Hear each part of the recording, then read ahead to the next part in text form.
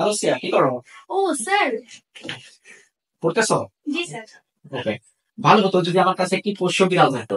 ও sir, এটা থাকলে তো ভালো হতো, আমি ওটাকে খেতে পারতাম। এর ইংরেজি বলো।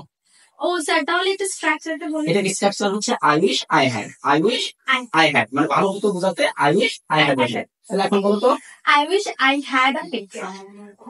আই হ্যাড ভালো হতো যদি আমার কাছে অনেক সময় থাকতো। I wish I had a more time. I had more time. ভালো হতো যদি আমার কাছে অনেক টাকা থাকতো।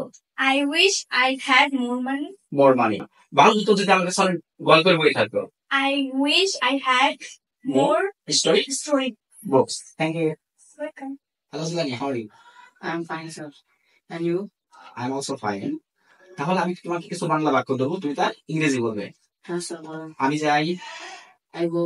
আমি যাচ্ছি, I'm going. আমি সেখানে গিয়েছিলাম, I went there. আমি যাব, আমি যাবো. I will go. আমি সেখানে যেতে পারি, I may go there. আমার যাওয়া উচিত, I should go. আমি অবশ্যই যাব, I must go. আমাকে যেতে হবে। I have to go. Thank you. Welcome. Disha, আজকে তোমার সাথে আমি সম্ভাবনা আছে নিয়ে ডিসকাস করবো। তাহলে সম্ভাবনা আছে বুঝাতে লাইকলি বসে, কি বসে?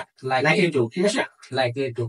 তাহলে লাইকলি টু পরে আমরা ভার্বের প্রেজেন্ট ফর্ম বসাবো। কি বসাবো? ভার্বের প্রেজেন্ট ফর্ম। তাহলে এখন তুমি বলো যে আমার করার সম্ভাবনা আছে।